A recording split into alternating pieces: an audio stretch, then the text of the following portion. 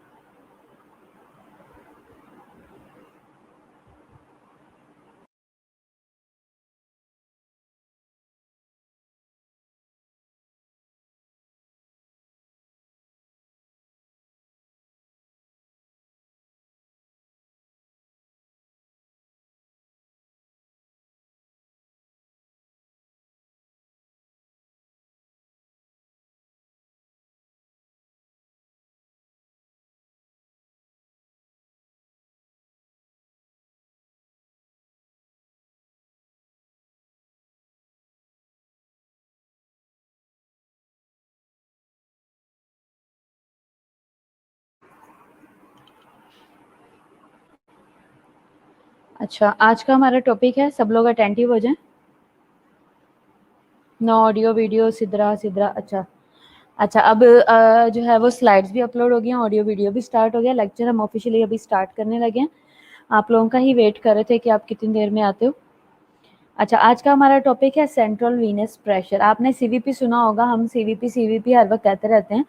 वो होती क्या है और उसमें उसको हम किस तरीके से मेजर करते हैं और मैनेज करते हैं, आज हम इसके बारे में देखेंगे। ठीक है, सीवीपी क्या है? सेंट्रल वीनस लाइन और सेंट्रल वीनस कैथीटर। ठीक है, हाँ जी रोनाल्ड आ गए हो आप।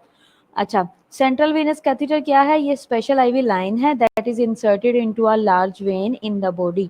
बॉडी के अंदर जो सबसे लार्ज वेन है उसके अंदर ये इंसर्ट की जाती है सेंट्रल वेनस कैथेटर को, और ये स्पेशल आईवी लाइन होती है, यानी कि सीवीपी जो है वो भी इंट्रावीनस लाइन ही होती है।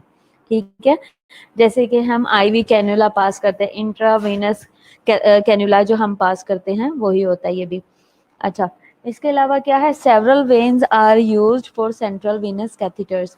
हम काफ़ी सारी वेन्स का इस्तेमाल करते हैं, ठीक है, including those located in the shoulder, जो कि शोल्डर के अंदर होती है जिसे सबक्लेवियन कहते हैं, नेक में होती है जिसे जुगुलर कहते हैं, और ग्रोइन में होती है जिसे फेमरल कहते हैं। ठीक है, इन सारी वेन्स का आपको पता ही है। और आपको याद होगा कि एक दफ़ा मैंने आपके साथ डिस्कस किया था, शेयर किया था कि हम जो मोस्ट प्रोमिनेंट वेन्स होती हैं या जो लार्जेस्ट ल्यूमेन की होती हैं हम उन्हें यूज़ करते हैं ऐसे प्रोसीजर्स में, और इसके अलावा कार्डियक अरेस्ट में जब हम रिससिटेशन करते हैं तो असेस करने के लिए हम इनको यूज़ करते हैं, पल्सेशन वगैरह के लिए। अब ये जो दो वेन्स आपको नज़र आ रही हैं, ये है एक है इंटरनल जुगुलर वेन और एक है सबक्लेवियन। शोल्डर की जो हम बात कर रहे थे वो ये वाली है जिसे सबक्लेवियन कहते हैं, और जो इंटरनल जुगुलर है वो ये ऊपर से आ रही है, ये बिल्कुल कैरोटिड आर्टरी के साथ साथ चलती है नेक में। अच्छा, कॉमन साइट्स क्या हैं सेंट्रल वेनस कैथेटर के लिए इंसर्शन के लिए? कॉमन साइट्स क्या हैं? सबसे पहले इंटरनल जुगुलर वेन है जो कि 6 सेंटीमीटर की होती है, सबक्लेवियन भी 6 सेंटीमीटर की है, और इसके अलावा जो एक्सिलरी है वो होती है 13 सेंटीमीटर की, और बेसिलिक जो होती है वो 24 की होती है, और जो स्पेलिक है वो 38 की होती है सेंटीमीटर की। इसके अलावा जो राइट है इननोमिनेट वेन होती है वो 2.5 की है, और जो लेफ्ट इननोमिनेट है वो 6.5 की है। सुपीरियर वेना केवा जो है वो 7 सेंटीमीटर की होती है। ठीक है, आपको इन सब का पता होना चाहिए। सबको आवाज़ ठीक आ रही है, समझ आ रही है हम क्या पढ़ रहे हैं? किसी को कोई प्रॉब्लम तो नहीं हो रही? अच्छा, इसके अलावा जो प्रोसीजर है इसको क्या, इसमें हम क्या है, the most common used method is Seldinger technique. ठीक है, सेल्डिंगर टेक्निक क्या है ये आप देख सकते हो इस पिक्चर में जैसे शो हो रहा है कि वेन को सबसे पहले इंसर्ट नीडल इंसर्ट की। ठीक है, इंसर्ट करने के बाद क्या किया, पास गाइड वायर थ्रू नीडल। ठीक है, जब नीडल का जो बोर है, नीडल का जो साइज है वो काफ़ी बड़ा होता है।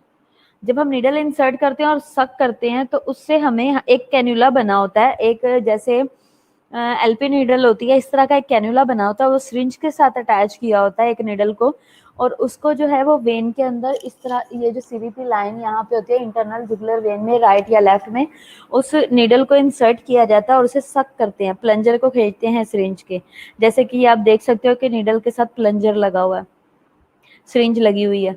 तो जब उसको खींचते हैं, सक करते हैं, तो उसके अंदर आ जाता है ब्लड, आ जाता है, वीनस है या आर्टीरियल है ये शो हो जाता है। तो जब जैसे ही वेन का ब्लड हम नोट करते हैं कि ये वीनस है और ब्लड आना शुरू होता है, तो क्या करते हैं कि उसमें से नीडल को सिरिंज को डिटैच करके उस नीडल में से गाइड वायर को गुजारने की कोशिश करते हैं। गाइड वायर जो है वो एक शीथ के अंदर, एक जो पैक होता है सीवीपी का उसके अंदर गाइड वायर ऑलरेडी मौजूद होती है, ये आप देख सकते हो सेकंड पिक्चर में, ये जो यू शेप की जो आ रही है ये गाइड वायर है, पीछे से आप देख सकते हो इंसर्ट की जा रही है, और जो नीडल का होल है उसमें से गाइड वायर इजीली गुजर जाती है, और वो जो वायर है उसको वेन के अंदर छोड़ दिया जाता है। जब वो वेन के अंदर चली जाती है तो क्या करते हैं कि नीडल को बाहर निकाल लेते हैं उस गाइड वायर के अंदर से, तो फिर वो जो वायर होती है वो रहती है वेन के अंदर कुछ टाइम के लिए। जब क्या किया, इसके बाद क्या किया, रिमूव नीडल, सबसे पहले नीडल इंसर्ट की, नीडल के थ्रू सेकंड स्टेप में वायर इंसर्ट की। जब वायर अपनी प्लेस पे आ गई तो फिर क्या किया कि नीडल को रिमूव कर लिया और फिर वायर अपनी प्लेस पे रही। अगला स्टेप क्या है कि अब वो जो गाइड वायर है, गाइड वायर क्यों कहा गया है कि ये हमारी हेल्प करेगी कैथेटर को इंसर्ट करने में अपनी पोजीशन में। जैसे आपने देखा होगा एटीटी पास करते हुए आपने आईसीयू में या जो है वो क्रिटिकल सिचुएशन में आपने देखा होगा कि जब पेशेंट को वो करते हैं एटीटी पास करते हैं तो पहले बुज्जी इंसर्ट करते हैं। जब बुज्जी इंसर्ट कर देते हैं, सही ट्रेकिया में चली जाती है या स्टिलेट जब ट्रेकिया में चला जाता है, तो फिर उसके बाद उसी की हेल्प से उसके अंदर से उस जो बुज्जी है उसके अंदर से ईटीटी को गुजार के उस प्लेस पे ले आते हैं जहाँ पे ईटीटी जहाँ पे बुज्जी ऑलरेडी पड़ी होती है। तो इस तरह से जो बुज्जी है वो हमारी हेल्प करती है ईटीटी को अपनी जगह पे पहुंचाने के लिए। और स्टिलेट भी यही काम करता है। स्टिलेट पतला है, उसको हम इजीली ट्रेकिया में इंसर्ट कर देते हैं और बाद में हम उसी ट्रेकिया के अंदर ट्रेकिया को अपनी पोजीशन में रहते हुए उसके ऊपर से हम ईटीटी को इंसर्ट कर देते हैं। इसी तरह जो सीवीपी है ये हमारी हेल्प करती है, सीवीपी में जो गाइड वायर है वो हमारी हेल्प करती है कैथेटर को इंसर्ट करने में। अब आप देख सकते हैं कि जो गाइड वायर है वो अपनी प्लेस पे है। हमने क्या किया है कि अब हमने कैथेटर लिया है और उस गाइड वायर में से गुजारते हुए बिल्कुल एग्जैक्ट पोजीशन पे ले आए हैं। और बाद में क्या किया जाएगा, ये जो गाइड वायर है इसको रिमूव कर दिया जाएगा और वो कैथेटर अपनी प्लेस पे रहेगा। ठीक है, समझ आ रही है सबको मैं क्या कहना चाह रही हूँ? सीवीपी पास होते की आप लोगों ने कभी, किस किस ने देखा सीवीपी पास करते हुए, या कभी पास करवाई हो या कभी डॉक्टर को असिस्ट करवाया हो? In some patients, a central venous catheter may be inserted into the elbow vein, antecubital vein में, ठीक है, and advanced into the subclavian, ठीक है। कुछ पेशेंट में सेंट्रल वेनस कैथेटर जो है वो इंसर्ट किया जाता है एल्बो वेन में यानी कि एंटीक्यूबिटल में। दूसरा कुछ लोग जो है वो कुछ लोगों में जो है वो सबक्लेवियन वेन में भी किया जाता है। जब इंटरनल जुगुलर राइट और लेफ्ट इंटरनल जुगुलर नहीं काम कर रही होती तो में नहीं कैथेटर पास किया जा रहा, प्रिक नहीं हो पा रही, तो फिर सबक्लेवियन को अटेम्प्ट करते हैं। ठीक है, मल्टीपल टाइम, ठीक है, सबने किया हुआ है, गुड, वेरी गुड। हबीबा काफी दिनों से मुझे ऑनलाइन नजर नहीं आ रही, हबीबा किधर है? हबीबा ठीक है आजकल? अच्छा, ये आप देख सकते हो कि ये सारी उन्होंने एनाटॉमी बताई हुई है वेन्स की कि किस तरीके से हम किस तरह से हम असेस करते हैं और अप्रोच कर सकते हैं सीवीपी के लिए। ये है एक्सटर्नल जुगुलर वेन और एक होती है इंटरनल जुगुलर। हम जो अप्रोच करते हैं वो इंटरनल जुगुलर को करते हैं। पर्पस क्या है सीवीपी पास करने का? These special IVs are used when the patient either does not have adequate vein in the arms or needs special medications or nutrition that cannot be given through a smaller arm veins। ठीक है, जैसे कि आप intravenous diet, आप special जो nutrition है वो आप कैसे देते हो, किस फॉर्म में देते हो आप, बताओ मुझे। इंट्रावेनस न्यूट्रिशन या स्पेशल मेडिकेशन कौन सी होती है जो आप देते हो सीवीपी से?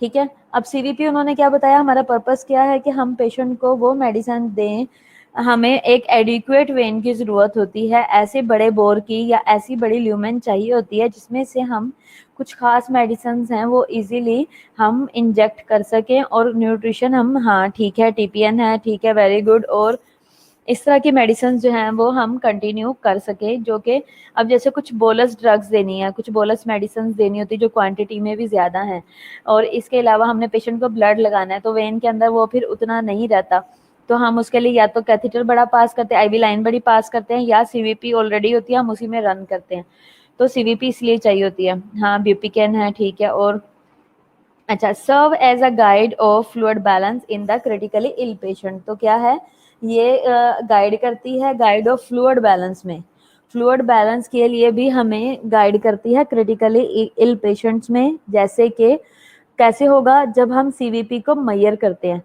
ठीक है, जब हम सीवीपी को मेजर करते हैं तो हमें हेल्प मिलती है ये देखने में कि पेशेंट का हाइड्रेशन लेवल क्या है।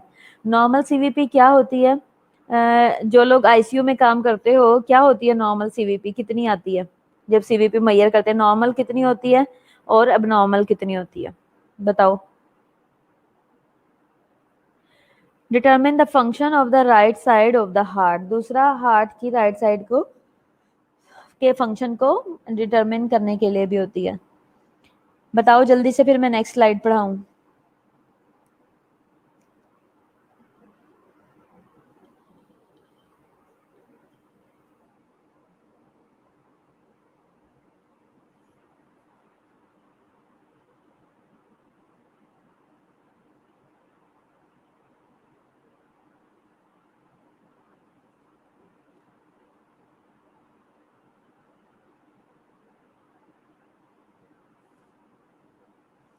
टेन टू 15 है, ठीक है, और बाकी लोग 8 to 12 है, ठीक है, और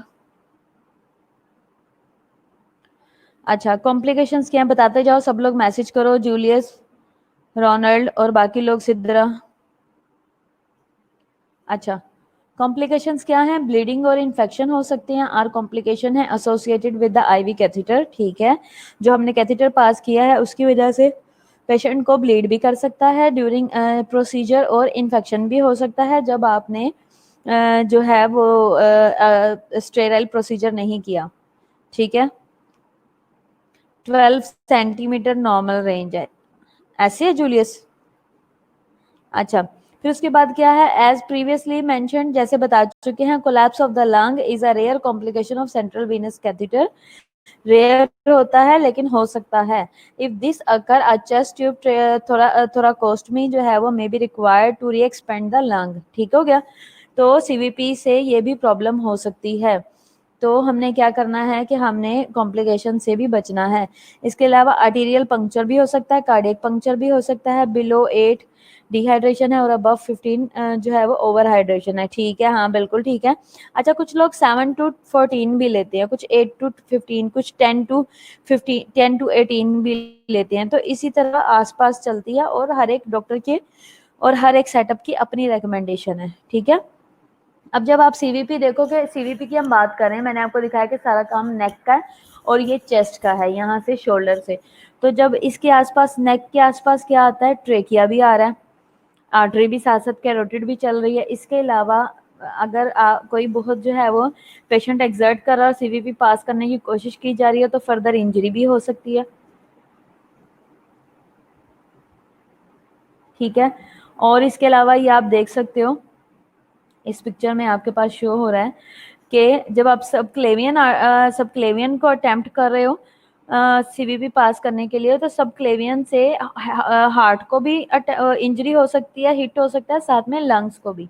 जैसे इस पिक्चर में जो है वो रिप्स शो हो रही हैं, तो सब क्लेवियन करते हुए हम लंग्स को भी जो है वो पंक्चर कर सकते हैं, और हार्ट को भी। तो इस तरह से ये कॉम्प्लिकेशन में कन्वर्ट हो सकता है।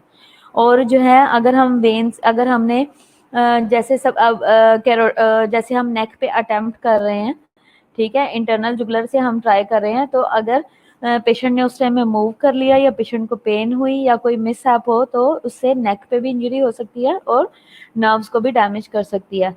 निमोथोरैक्स है और हिमोथोरैक्स है, ये हमने जैसे कल भी हमने डिस्कस किया था कि हमें जो है वो थोड़ा थोरासेंटेसिस में हमें कॉम्प्लिकेशंस भी हो सकती हैं, और कौन सी चीज़ें रिकमेंड भी करती हैं। थोरासेंटेसिस, उसमें निमोथोरैक्स भी था, हीमोथोरैक्स भी था, एयर एम्बुलाई भी हो सकता है, थ्रोम्बोसिस भी हो सकता है, कार्डियक टेम्पोनेट भी हो सकता है, कार्डियक अरिदमियाज भी हो सकते हैं during CVP, carotid artery puncture भी हो सकता है, और परफोरेशन ऑफ एसवीएस भी हो एसवीसी भी हो सकता है, सुपीरियर वेना केवा यानी कि राइट एट्रियम का और वेंट्रिकल्स का भी हो सकता है, प्लूरल अफियन भी हो सकता है पेशेंट को। ये सब कॉम्प्लिकेशंस हैं। अब इस सब में नर्सिस का रोल क्या है? सीवीपी में नर्स क्या रोल प्ले करती है? सबसे पहले है monitor for the science of complication. आपने देखना है कि जब आप सीवीपी पास कर रहे हैं तो पेशेंट एसओबी में तो नहीं जा रहा, सैचुरेशन तो नहीं ड्रॉप करा, मॉनिटर के ऊपर नजर रखते हैं पेशेंट को रिदमिया तो नहीं चल रहा। Assess for potency of CVP line. सबसे पहले सीवीपी पास करने से पहले आप सीवीपी लाइन की पोटेंसी चेक करोगे, मतलब कि वो जो पूरी किट है उसको चेक करोगे कि वर्किंग में है या नहीं, पंक्चर तो नहीं है, ब्रेक तो नहीं है, किसी किस्म का कोई और एरर तो नहीं है, मैन्युफैक्चरिंग एरर तो नहीं है, ये हम एडवांस ही चेक कर लेते हैं। Sterile dressing should be done in to prevent infection, ठीक है। तो क्या है, और आपने ड्रेसिंग कैसे करनी है? आपने करना है एज पर हॉस्पिटल प्रोटोकॉल, ठीक है। अब सीवीपी में नेक्स्ट क्या है कि the length of the catheter should be indwelling और मॉनिटर्ड होना चाहिए, रिकॉर्ड एंड रेगुलरली, ठीक है, रिकॉर्डेड और रेगुलरली हो। जब आपने सीवीपी पास कर दी है तो आपने उसकी लेंथ जो रखी है वो मॉनिटर्ड होनी चाहिए। अगर आपने फुल इंसर्ट कर दी है, सीवीपी कैथेटर को बिल्कुल इंसर्ट कर दिया है, तो उसको आप रिकॉर्ड करोगे कि फुली इंसर्ट किया। इससे ये होगा कि हम ये देख सकेंगे कि हमने जहाँ पे सीवीपी रखी थी उसी पोजीशन पे है या नहीं, सीवीपी जो है वो बाहर तो नहीं आ गई अपने अपने लेंथ से, या बहुत ज़्यादा अंदर तो नहीं चली गई है, तो इससे इंटरनल ऑर्गन भी डैमेज हो गए, और सीवीपी अगर बाहर आ जाती है तो पेशेंट को भी फर्दर डैमेज होने के चांसेस हैं, ठीक है। तो ये क्या था? ये सीवीपी मॉनिटरिंग थी। ठीक है। और नर्स ने कैसे सीवीपी मॉनिटर करनी है, सीवीपी होती क्या है, ये उससे रिलेटेड था। ठीक हो गया। तो इससे रिलेटेड आपने कोई क्वेश्चन पूछना है तो आप मेरे से पूछ सकते हैं, कोई भी आपके माइंड में क्वेश्चन है तो।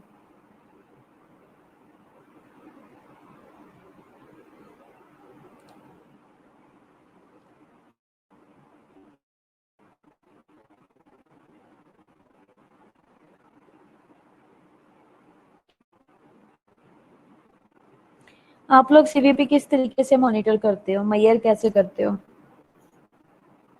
आप लोग भी तो मैयर करते होगे ना?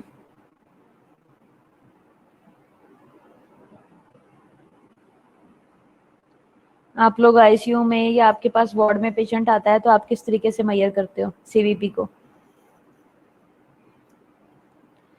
जब हम मॉनिटर कर रहे होते हैं, सीवीपी की जो इंडिकेशन है उसमें एक और इम्पोर्टेंट चीज होती है कि जैसे उन्होंने बताया कि क्यों सीवीपी पास करनी है। एक तो वो जो कि वेंटिलेटर डिपेंडेंट है,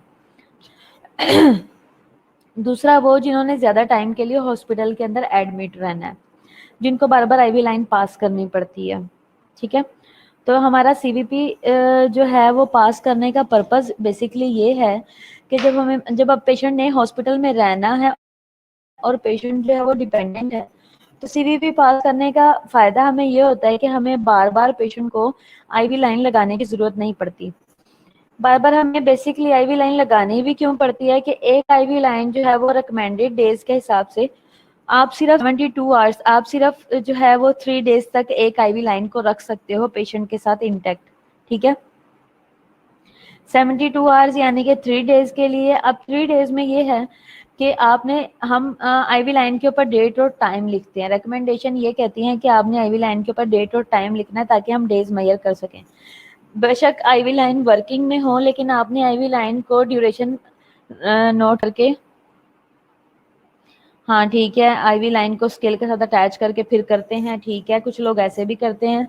बात ये भी होता है कि सीवीपी मेजर करने की एक पूरी किट होती है और ट्रांसड्यूसर होता है। ट्रांसड्यूसर जो है वो अटैच होता है मैनोमीटर लाइन के साथ, हम जीरो करते हैं, फ्लश करते हैं और सीवीपी आ जाती है। ठीक है, पेशेंट को फ्लैट करके, कुछ लोग ऐसे भी करते हैं। अच्छा, हम बात कर रहे थे आईवी लाइन की। आईवी लाइन जो है वो हमने 3 डेज के अंदर अंदर टाइम ड्यूरेशन नोट करके रिमूव करनी होती है, चाहे आईवी लाइन वर्किंग में हो। लेकिन ऐसी सिचुएशन भी होती है अकॉर्डिंग टू सिचुएशन के आईवी लाइन जो है वो टाइम से पहले भी खराब हो सकती है। तो जरूरी नहीं है कि आपने 3 डेज ही उसको कंटिन्यू करना है, आपने उसको रिमूव करना होता है, आप कर सकते हो। ठीक है, अकॉर्डिंग टू सिचुएशन आपने मेंटेन करना होता है। Drip set regular with the regulator with measuring scale है। ठीक है। और इसके अलावा जब हमने पेशेंट को प्लेटलेट्स वगैरह देने होते हैं तब भी हम करते हैं। प्लेटलेट या ब्लड प्रोडक्ट्स देने होते हैं हम तब भी जो है पेशेंट को सीवीपी पास करते हैं, स्पेशली जिनको पर लॉन्ग टाइम के लिए चलना होता है।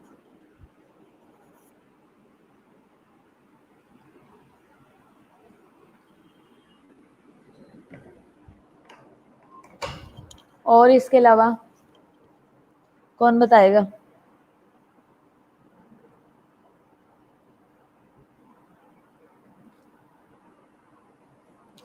अच्छा, सीवीपी के लिए अच्छा एक और चीज मैं आपको बताऊं। हाँ ठीक है, बॉडी फ्लूइड को मेंटेन कर ले, पहले मेजर करने के लिए और फिर मेंटेन करने के लिए। अगर सीवीपी जो है वो <7 हो या 8 हो तो इसका मतलब है कि डिहाइड्रेशन में है। तो हमने अगला स्टेप क्या करना होता है, हमने सीवीपी को मेजर करके बॉडी फ्लूइड को रिप्लेस करना होता है। अब उस टाइम में पेशेंट डिहाइड्रेशन में कैसे जाता है कि आप बॉडी फ्लूइड तो दे रहे हो, पेशेंट जो है वो बेड पे डिपेंडेंट है। ठीक है, बेड रिडन है और पेशेंट को स्वेटिंग भी हो रही है, पेशेंट को डायरिया हो गया है, पेशेंट को फीवर भी हो रहा है, फीवर में पेशेंट डिहाइड्रेशन में जा रहा है, या पेशेंट जो है वो हाइपर वेंटिलेट कर रहा है, उसकी वजह से डिहाइड्रेशन में जा रहा है। तो इन सारी सिचुएशंस में जब सीवीपी कम होती है तो फिर हम उसमें फ्लूइड को रिप्लेस करते हैं।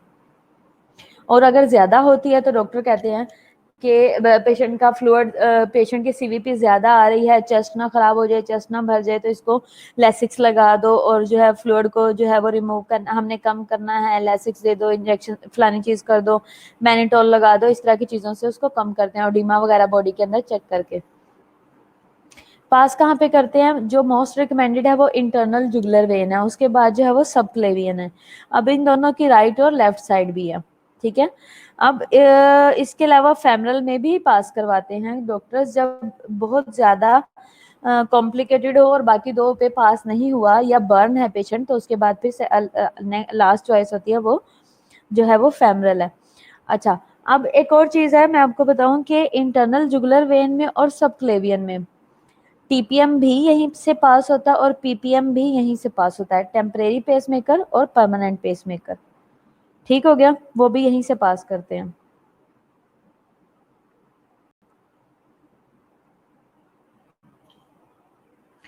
अच्छा, ये साइट्स बताई हुई हैं, कॉमन साइट्स क्या हैं मैंने आपको पहले भी बताया था। प्रोसीजर में क्या हुआ, मैं आपको रिवाइज करवा दूं एक दफ़ा। प्रोसीजर में सबसे पहले वेन के अंदर नीडल इंसर्ट की, ठीक है, इसे सेल्डिंगर मेथड या टेक्निक कहते हैं। सबसे पहले नीडल इंसर्ट की, जब आपने सक किया तो पता लग गया कि जो ब्लड आ रहा है, इट्स मीन के ये वेन के अंदर है। अब वेन और आर्टरी का आपको कैसे पता लगेगा कि नीडल जो है वो वेन में है या कैरोटिड आर्टरी में है? बताओ मुझे, जल्दी जल्दी रिप्लाई करो, अपना नेट कनेक्ट रखा करो और जल्दी से आंसर किया करो। कैसे बताओ, कैसे पता लगेगा आपको कि जब आपने नीडल इंसर्ट की तो वो वेन में थी या आर्टरी में थी? जुगुलर वेन में थी या कैरोटिड आर्टरी में थी? जल्दी जल्दी रिप्लाई करो, फिर मैं आगे पढ़ाऊँ।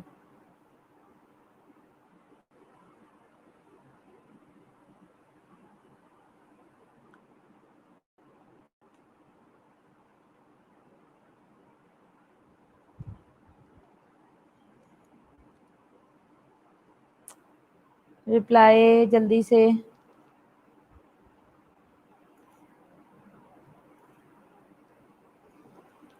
अच्छा, तो जब हम वेन में इंसर्ट करते हैं नीडल तो उससे ब्लड फ्लो आता है ब्लड कलर से और प्रेशर ऑफ ब्लड से, ठीक है। When blood is dark red, नहीं, कलर से नहीं होगा, कलर से भी कह सकते हैं, लेकिन ज्यादा जो होता है वो ये होता है जब आप काम करते हो प्रेशर ऑफ ब्लड से, ठीक है।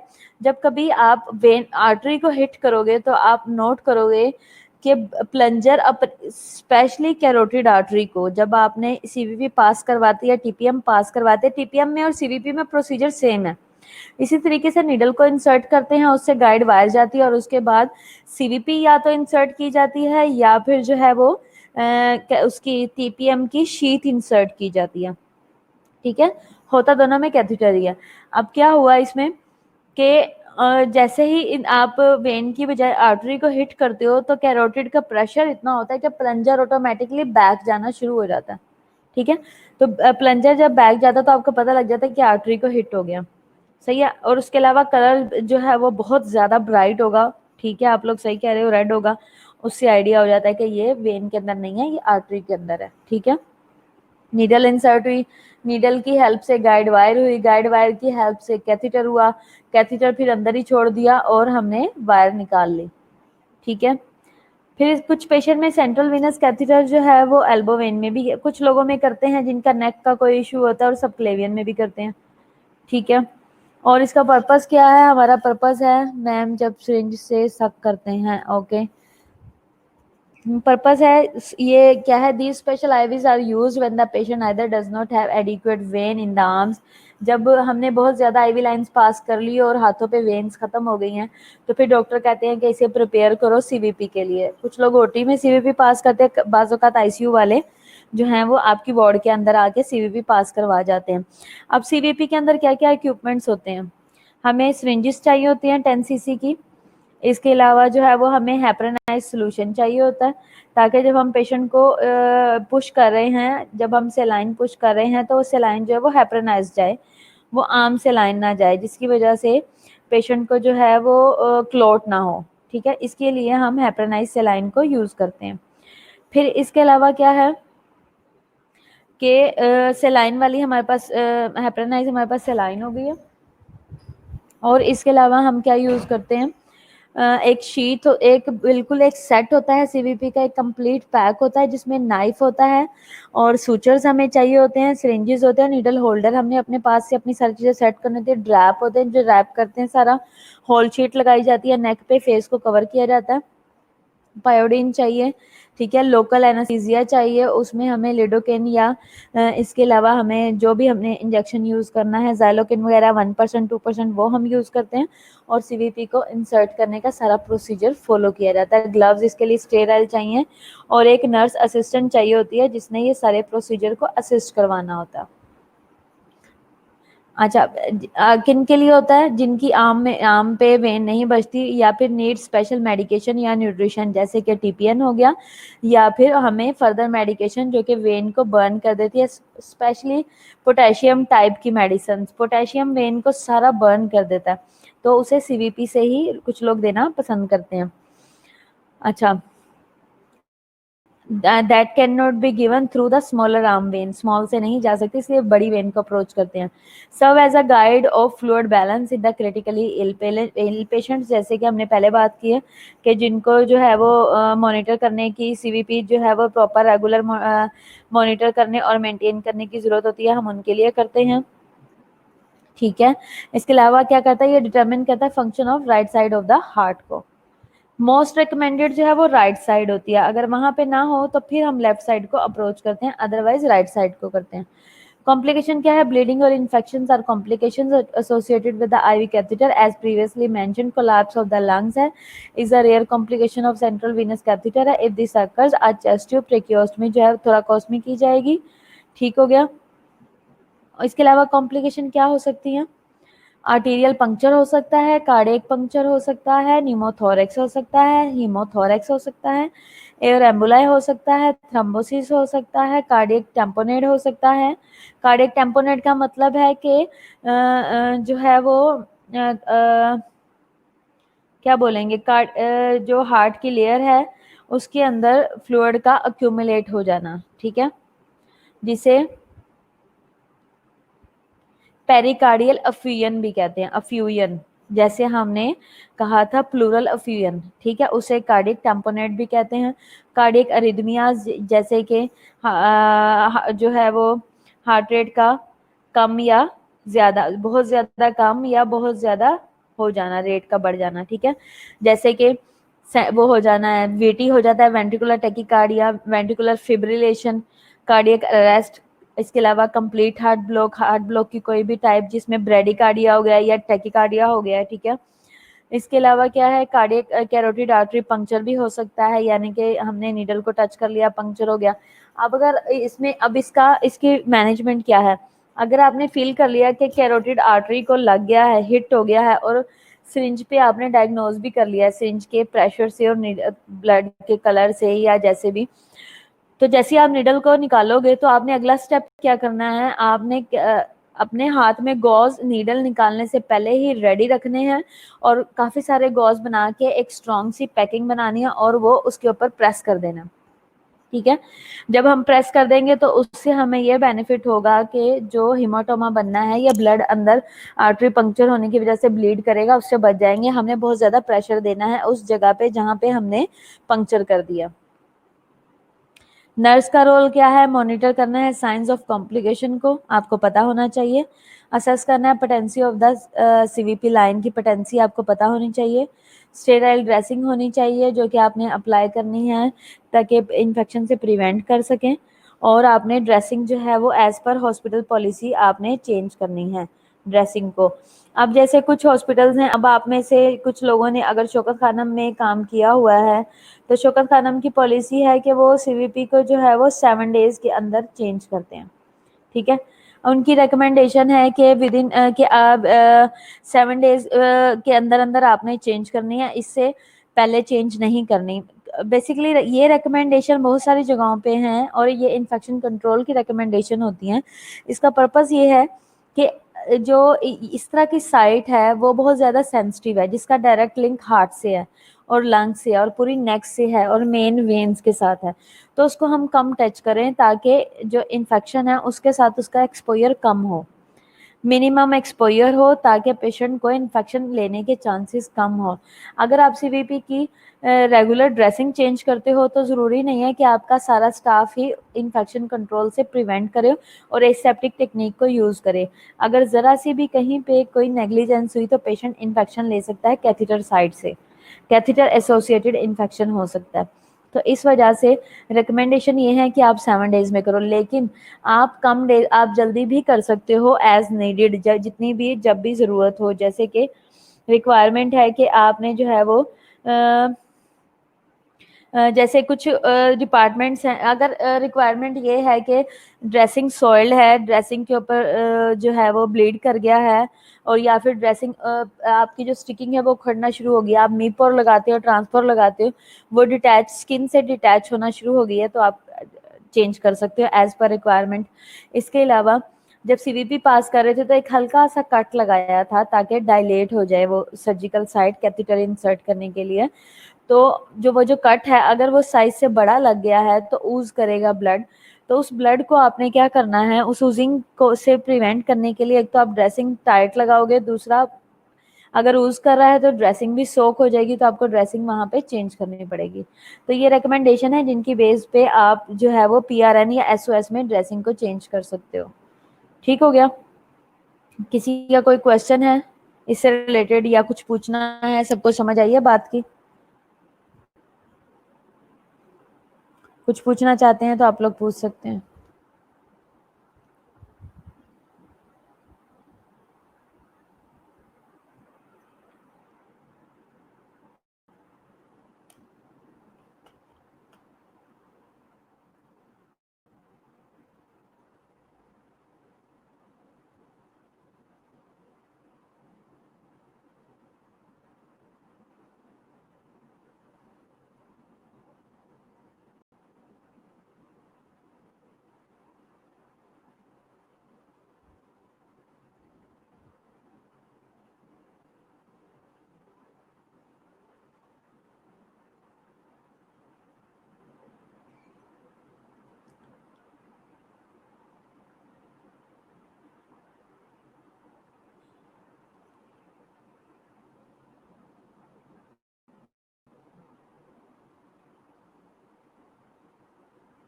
कोई क्वेश्चन है किसी का?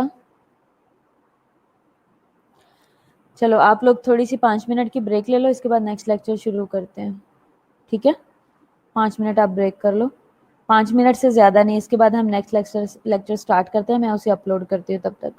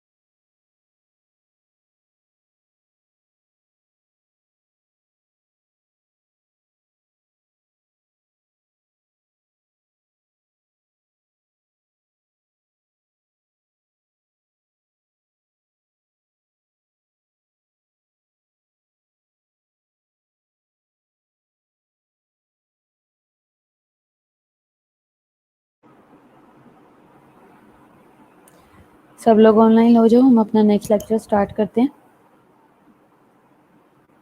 नेक्स्ट हमारा टॉपिक है, क्योंकि अब हम पढ़ रहे थे सीवीपी लाइन, वो होती क्या है, सेंट्रल वेनस प्रेशर क्या है, उसमें नर्सिस का रोल क्या है, कौन सी हम वेन्स, उसकी प्रैक्टिसेस क्या है, किस तरीके से पास की जाती है, वेन कौन सी सिलेक्ट करते हैं, अभी तक हमने देखा है। अब हम नेक्स्ट देखेंगे कि उसकी मॉनिटरिंग कैसे की जाती है। मेथड क्या है सीवीपी मॉनिटरिंग का? There are two methods of CVP monitoring है, मैनोमीटर लाइन से और ट्रांसड्यूसर सिस्टम के साथ की जाती है। मैनोमीटर सिस्टम में क्या किया जाता है कि एनेबल किया जाता है इंटरमिटेंट रीडिंग को and is less accurate then the transducer system. ठीक है, ट्रांसड्यूसर सिस्टम क्या है, एनेबल कंटिन्यू रिकॉर्डिंग रीडिंग होती है which are displayed on a monitor. ठीक है, सीवीपी मॉनिटरिंग जो है वो जब हम मैनोमीटर लाइन के साथ कर रहे हैं तो उसमें हम कैसे करेंगे। The CVP catheter is connected to a water field water manometer column के साथ है वाया 3-वे कैन्यूला होगा। Find out the zero reference point हम लेते हैं, जिसे हम इसमें हम क्या करते हैं कि हम जो हमारा स्केल है उसको हम 4th इंटरकोस्टल स्पेस पे रखते हैं। Flush the CVP line, next क्या है, फ्लश द मैनोमीटर लाइन है, फिर उसके बाद है close the heparin flush line and open CVP line and manometer. ठीक है, where the fluid get established, ठीक है, स्टेबलाइज्ड, फिर उसके बाद है count from the zero reference. ठीक हो गया। मॉनिटरिंग विद द ट्रांसड्यूसर्स, ये फर्स्ट वाला जो है ये उस तरीके से है जो कि आप स्केल के साथ करते हो। जो नेक्स्ट है, transducer enable the pressure reading from invasive monitor to be displayed on a monitor. जो कि आप कार्डिक मॉनिटर इन्वेसिव यूज कर रहे होते हैं उसमें जो आ रही होती है वो ट्रांसड्यूसर के साथ हम मेजरमेंट कर रहे होते हैं। तो ये इन्वेसिव मॉनिटरिंग में आती है, जिसमें हम जो कार्डिक मॉनिटर है वो भी इन्वेसिव हम यूज करते हैं। एक होता है कार्डिक मॉनिटर इन्वेसिव और एक होता है नॉन इन्वेसिव।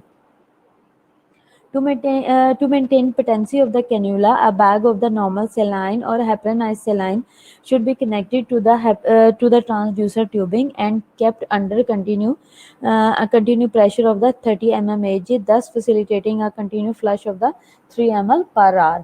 आज जब आप ट्रांसड्यूसर के साथ मॉनिटरिंग कर रहे हो तो आपने 3 ml पर आवर के हिसाब से हेपरिनाइज सेलाइन के साथ फ्लश करते रहना है सीवीपी को, ताकि ब्लॉक ना हो। प्रोसीजर क्या है सीवीपी मेजरमेंट का? जब आप ट्रांसड्यूसर को यूज़ कर रहे हो तो explain the procedure to the patient, ensure the line is patent, line अच्छे तरीके से वर्किंग में है या नहीं, किसी किस्म की ब्लॉकेज वगैरह तो नहीं है, ये आपने अच्छे तरीके से कंफर्म कर लेना, इंश्योर कर लेना।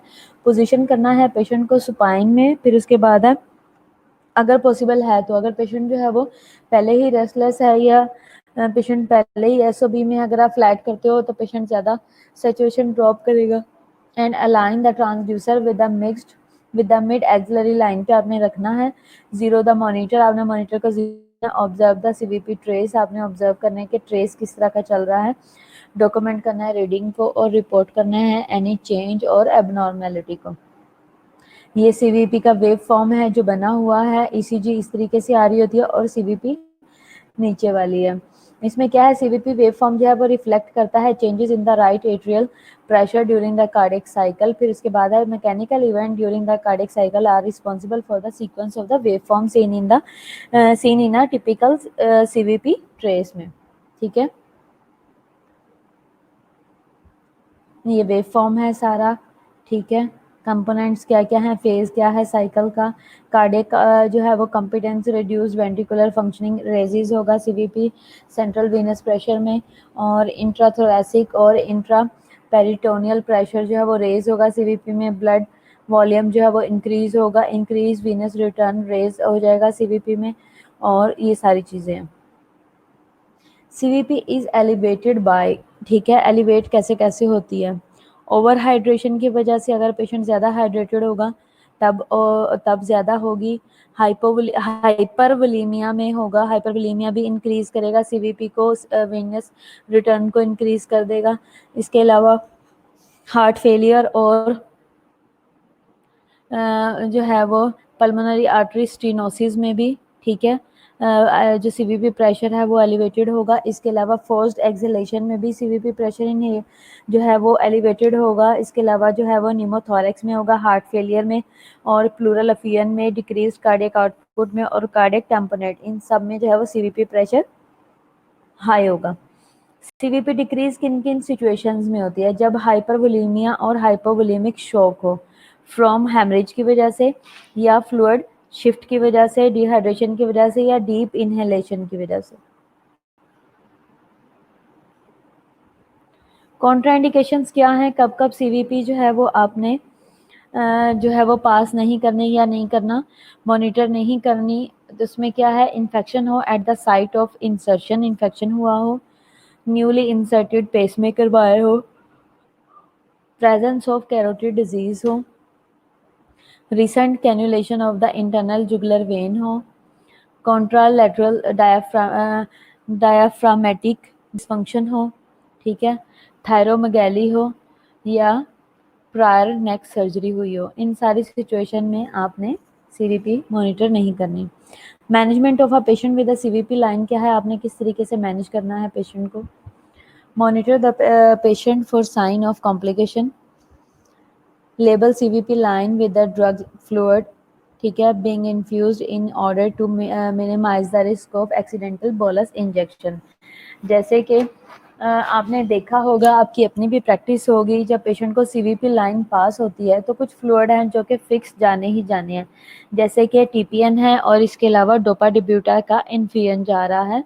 तो आपने क्या करना होता है इस सिचुएशन में कि आप जो सीवीपी होती है उसकी उसकी लाइन के सीवीपी की जो ट्यूबिंग होती है उसको आप लेबल कर देते हो कि ये टीपीएन के लिए है और ये डोपाडिब्यूटा के लिए है और इसमें से जो है वो बोलस जा रहा है। ये हम इसलिए लेबल करते हैं कि आप गलती से अगर ट्यूबिंग्स मिक्स हुई हुई हैं और आपने कोई और रेगुलेटर ऑन करना था और गलती से आपने ड्रिप का कोई और रेगुलेटर फ्लश कर दिया तो गलत इंजेक्शन का बोलस ना चला जाए। जैसे कि लाइफ सेविंग ड्रग्स हैं, डोपाडिब्यूटा है, अगर आप डोपाडिब्यूटा का फ्लश दे देते हो, अगर बोलस दे देते हो तो उससे क्या होगा? उससे ये होगा कि पेशेंट को अगर डोपाडिब्यूटा 5 ड्रॉप्स या 10 ड्रॉप्स पर मिनट जा रहा है, तो अगर आप एक सेकंड में ही पेशेंट को जो है वो 10 to 20 ml पुश कर देते हो तो उससे क्या होगा कि हार्ट रेट पे भी इफेक्ट होगा प्लस बीपी पे भी होगा और पेशेंट के लिए वो लाइफ थ्रेटनिंग सिचुएशन बन जाएगी, पेशेंट के लिए हार्मफुल होगा, ठीक है। तो ये एक्सीडेंटल बोलस इंजेक्शन उस टाइम में कहलाया जाएगा। इफ नॉट इन यूज, अगर यूज में नहीं है तो flush the cannula regularly to help prevent thrombosis. अगर सीवीपी पास है सिर्फ सैम्पलिंग के लिए की हुई है, एक हम ल्यूमेन को जो है वो सैम्पलिंग के लिए रखते हैं। अगर सीवीपी पास है और कोई भी मेडिकेशन नहीं जा रही तो आप उसको टाइमली जो है वो पीरियोडिकली पेशेंट जो आईवी सीवीपी लाइन है उसको फ्लश करते रहोगे हेपरानाइज सोल्यूशन से ताकि ब्लॉक ना हो, क्लॉट ना हो। Sterile dressing should be done to prevent infections, ठीक है। Ensure all connections are secure to prevent lodgement है, introduction of infection and air emboli. आपने कनेक्शंस को सिक्योरली जो है वो टाई करते रहना है ताकि जो है वो अपनी जगह से डिसलॉज भी ना हो और इन्फेक्शन भी ना जाए और एयर एम्बोलाई भी ना हो। ऑब्जर्व करना आपने इंसर्शन साइट को frequently for science of infection. जहाँ पे आपने सीवीपी पास की हुई है उस साइट को जब आप ड्रेसिंग कर रहे हो तो आपने देखते रहना है किसी किस्म की स्वेलिंग तो नहीं है, रेडनेस तो नहीं है, वार्म तो नहीं है। कार्डिनल 6 कार्डिनल साइंस जो है उनको आपने असेस करना है। इसके अलावा अगर वार्म है और अडोर है या रेड है और पेशेंट को उसके साथ फीवर हो रहा है तो आपने इन चीज़ों को केयरफुली ऑब्जर्व करना है। Length of indwelling catheter should be recorded and regularly monitored, ठीक है। पेशेंट को जो कैथीटर पास किया हुआ है उसकी लेंथ को आपने जो है वो मॉनिटर करते रहना, जैसे कि हमने प्रीवियस लेक्चर में भी पढ़ा है, ताकि हम ये चीज़ देख सकें कि कैथीटर जो है वो अपनी साइड से मूव तो नहीं कर गया, ज़्यादा इंसर्ट तो नहीं हो गया या बाहर तो नहीं आ गया। CVP line should be removed when clinically indicated. जब डॉक्टर आपको एडवाइस कर दे तो आपने सीवीपी को रिमूव कर देना है, या फिर अगर स्वेलिंग हो रही है, इन्फेक्शन के साइंस बढ़ रहे हैं तब भी आपने रिमूव कर देना है। इसके अलावा नर्सिंग केयर क्या है? कैथेटर से रिलेटेड इक्विपमेंट इसके लिए चाहिए होंगे। स्टेराइल ड्रेसिंग ट्रे आपको चाहिए, स्टेराइल कॉटन टेप एप्लीकेटर चाहिए, इसके अलावा क्लिनजिंग स्वैब चाहिए और इसके अलावा सोल्यूशन चाहिए जैसे कि पायोडीन वगैरह, क्लोरेक्सिडिन वगैरह जो आपके पास अवेलेबल है। वोंड एडिसिव टेप होनी चाहिए जैसे कि स्टेरिस्ट्रिप्स हैं, और आपके पास क्लियर टेप होनी चाहिए। नॉन स्टेराइल ग्लव्स चाहिए और स्टेराइल ग्लव्स चाहिए, ठीक है हो गया। इसके अलावा प्रोसीजर में आपको क्या है? वॉश हैंड्स, आप हाथ अच्छे तरीके से धो, prepare tray and supplies, put on non sterile gloves, remove dressing, remove gloves, ठीक है, wash hands, put on sterile gloves, remove. अब जब आपने क्या करना है, वॉश हैंड वॉश किए हैं आपने, ट्रे को सप्लाई को रेडी कर लिया, put on non sterile gloves आपने पहन लिए हैं, आपने ड्रेसिंग को रिमूव करना है, ठीक है। नॉन स्टेराइल के साथ आप ड्रेसिंग को रिमूव करोगे। जब आपने ड्रेसिंग रिमूव कर दिया तो आप ग्लव्स रिमूव कर दोगे, हाथ दोबारा से धोगे, क्योंकि अब आपने सर्जिकल साइट को टच करना है और आपने स्टेराइल ड्रेसिंग को अप्लाई करना है। तो आप क्या करोगे, आपने क्या करना है, स्टेराइल ग्लव्स पहन लिया, आपने रिमूव करना है स्टेरी स्ट्रिप्स को, जो आपने स्किन क्लोयर लगाया हुआ है उसको रिमूव करोगे, ठीक है। विंग्स यूजिंग फोर्सेप्स, ठीक हो गया। फिर आपने इंस्पेक्ट करना है कैथेटर साइट को, if there is any sign of infection तो क्या करना है, swab the site for culture and sensitivity and notify the physician, ठीक हो गया। फिर अगला स्टेप क्या है, क्लीन करना है around and under catheter using cotton tipped applicator आपने लेना है और अच्छे तरीके से क्लीन करना है। फिर उसके बाद आपने क्लीन करना है इंसर्शन साइट को, ठीक हो गया।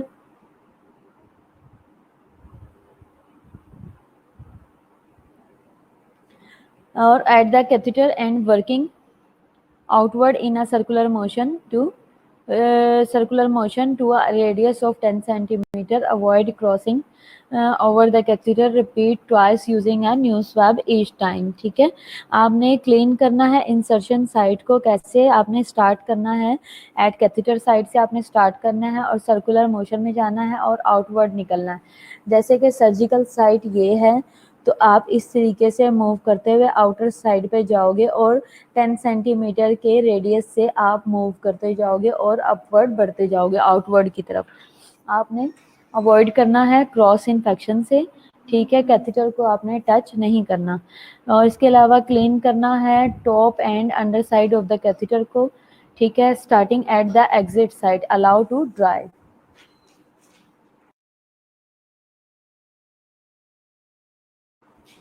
अच्छा, इसके अलावा आपने क्लीन करना है wings with the cleaning solution से, allow to dry prior to replacing, ठीक हो गया। नेक्स्ट है हमारा रीअप्लाई करना है wings by squeezing the wing together to so that it split open, ठीक है। प्लेस विंग्स ऑन कैथेटर, फिर उसके बाद है ensure that the catheter is within the channel under the wings, cleaning catheter and insertion side with the applicator gauze and soaked in a cleaning solution.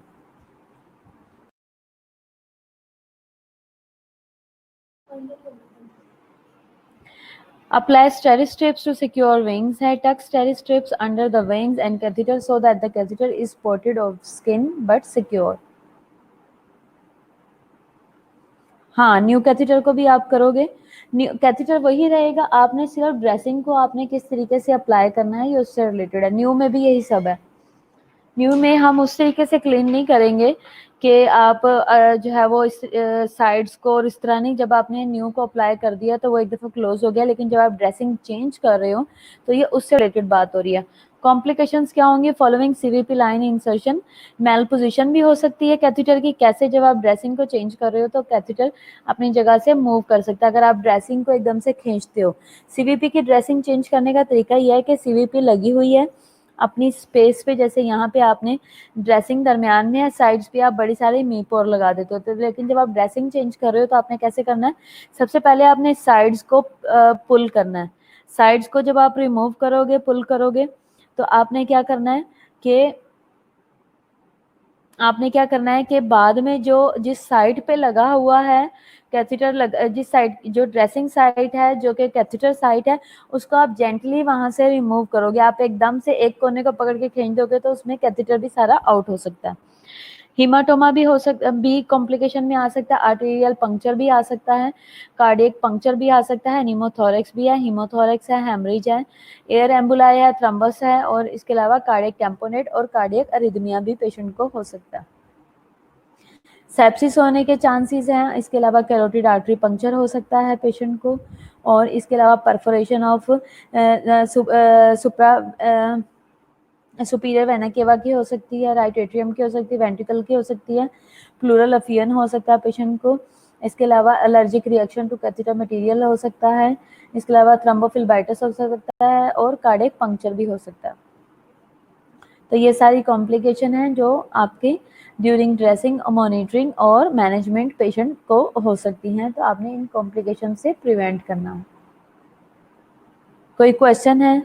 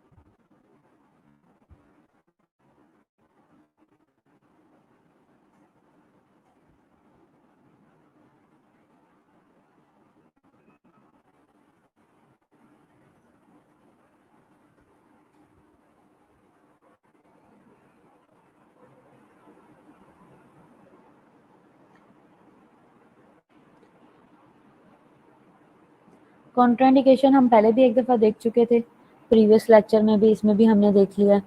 Indications भी हमने देख लिए हैं, CVP कैसे बढ़ती है, जैसे कि हम थोड़ी देर पहले बात कर रहे थे। रोनाल्ड, हमने लेक्चर्स जो हैं वो यूट्यूब के ऊपर अपलोड किए हुए हैं, यूट्यूब के चैनल पे। आप वहाँ से डाउनलोड करके और या लाइव भी देख सकते हो, वो आपके लिए, आपके जैसे आपकी जो फैसिलिटी है उसके अकॉर्डिंग। सीवीपी हम बात करते हैं कि सीवीपी बढ़ती है। हाँ, गूगल क्लासरूम पे है रोनाल्ड, आप वहाँ से ले सकते हो, मैं साथ साथ अपलोड कर देती हूँ, आप वहाँ से भी ले सकते हो।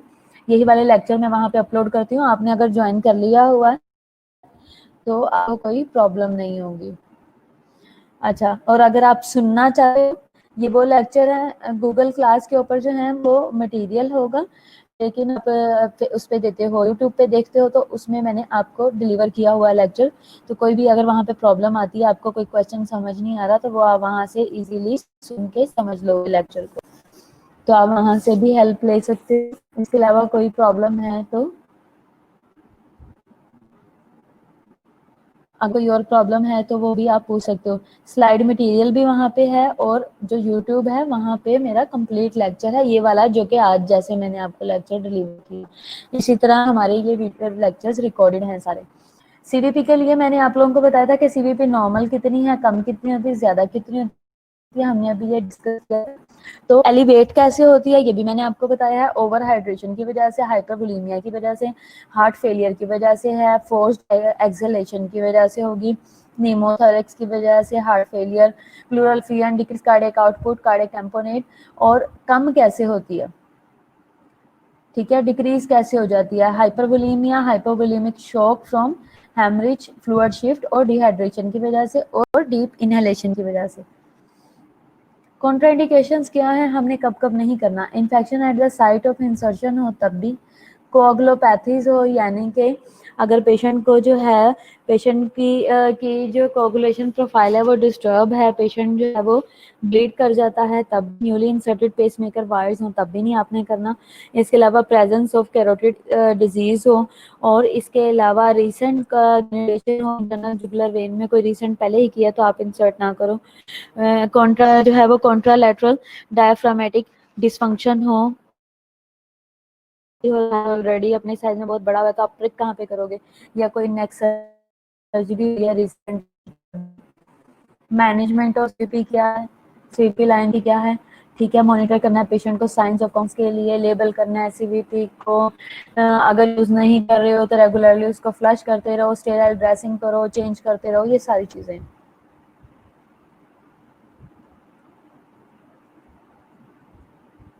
कोई क्वेश्चन है तो आप पूछ सकते हो।